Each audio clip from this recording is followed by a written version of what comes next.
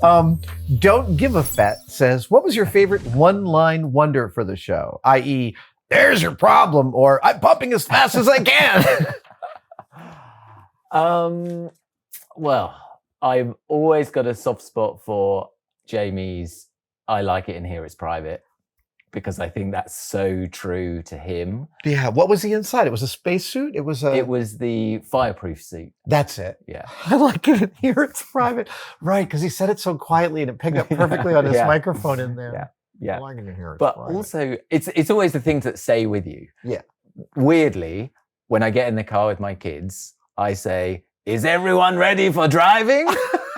And they have no idea why I say that, and neither do I really. But that has stayed with me. Oh, and at work, if it's worth doing, it's worth overdoing. Yeah, I use that as part of my lexicon. Fair enough. We would write down the weird, because in the production office. So to be clear, like we had 4 or 5 associate producers. Each was taking on one story. Or actually, each would be working on two or 3 stories at once, but like managing locations, finding materials. And in that room where all the APs were, some spectacularly weird things got said. Because you were like trying to buy, I remember buying powdered birthing lubricant for slipping on a banana peel. And things like that. So we would write, there was always a list on the wall of the weirdest things that had been heard that week. My personal favorite was one line. It's not a single line, but it's my helium sulfur hexafluoride single take piece to camera, which I remember specifically because I was like, oh, Sauce, get the camera. I got something to try. And then I recorded that piece, which was 45 seconds. And you called me from the edit and was like, dude, I didn't imagine that a single take 45-second piece was doable, and this is so much fun to watch. I'm so happy that you recorded this. And it was a good one. It was an early one where I understood more about what my job entailed. Yeah. And that feedback was really helpful for that. Yeah, that was good. I remember your longest piece to camera was the Rube Goldberg Coca Mentos revisit. Yeah. It's like a minute and a half where you walk through the entire thing. Yeah, it was something. Some of those were really fun. I do remember on Biscuit Bullet, which we shot during the pilots.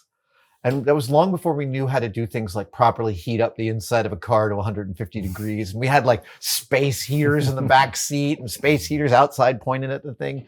It was like 9 o'clock at night and we were just wanted to die. We're so tired. And I remember turning to the camera and going, remember kids, science can be boring. And all of us just laughing and realizing we got to go home. Yeah. True though. Yeah, it totally can. These are tough questions to answer. Ian Rigby says, what was your favorite myth and why? Oh, that is a hard question to It's answer. always yeah. I can tell you my least favorite is easier.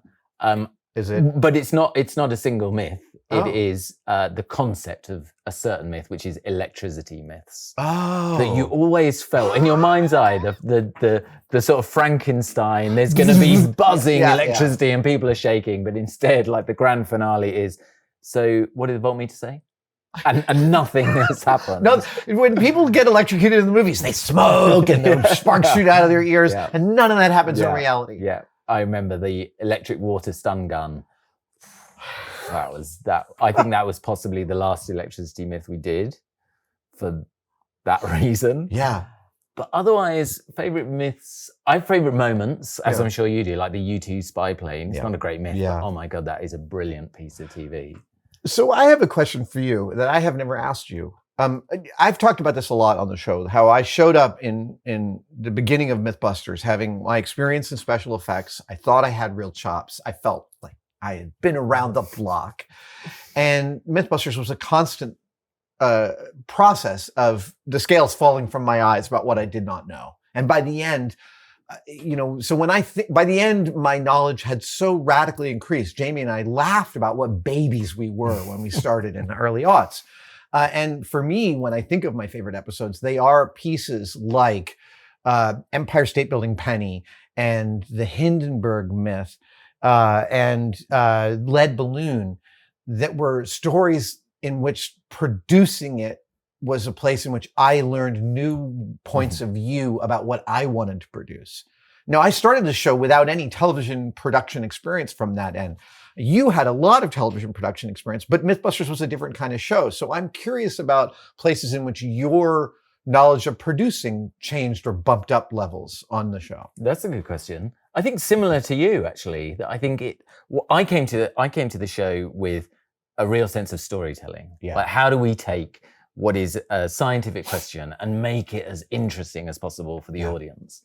And I suppose what it honed for me, particularly with the 6-act structure that we've talked about, is just how to weave that narrative, how to find problems that you had to overcome along the way. I remember one of the discussions we would have a lot is that you would give our outlines to the network, and the network would go, "Where's the complication in Act 4? We need a complication." And I would always go, "Dan, don't worry about it. There's a big build. There'll be a complication in that. And if there isn't, I'll put on a costume and give you the beat you need." Yeah, that is true. Just going back to favorite myths. Yeah.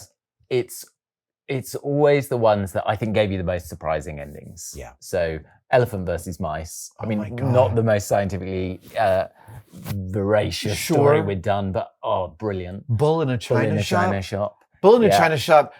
Frankly, actually, 2 of my all-time favorite moments on the show are Cary Grant and Tori's, and it's Bull in a China shop and pea ice on the airplane. That was a good one. That was beautifully executed. They did a great job. Perfectly executed. Yeah. And Grant and Tori's faces. I know. I just like, it is will forever be surprise face in my head.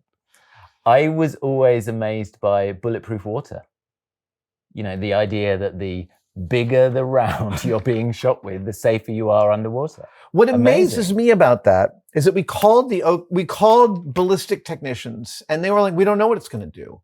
And then, of course, in the aftermath, it makes total sense that a bullet is made to do what we've since learned is to, quote, mechanically couple with your flesh, which is the most driest term for the most horrifying thing.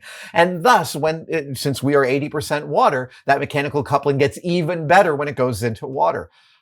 We never did test rounds made for shooting into water.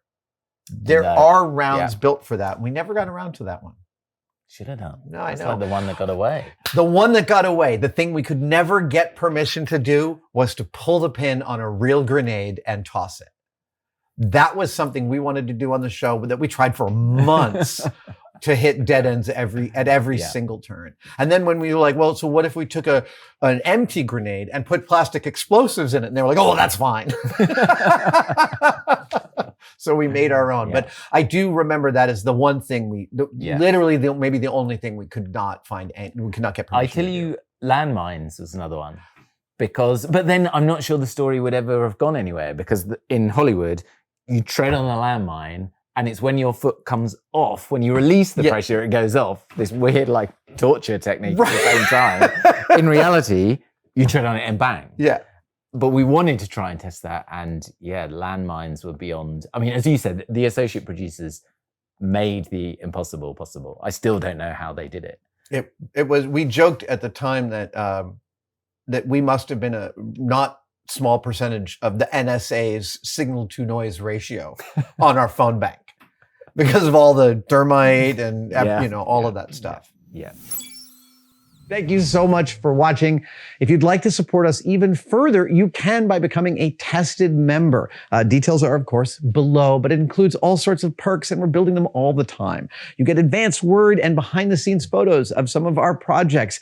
Questions, you get to ask direct questions during my live streams, and we have some members-only videos, including the Adam real-time series of unbroken, unedited shots of me working here in the shop. They are weirdly meditative. Thank you guys so much. I'll see you on the next one.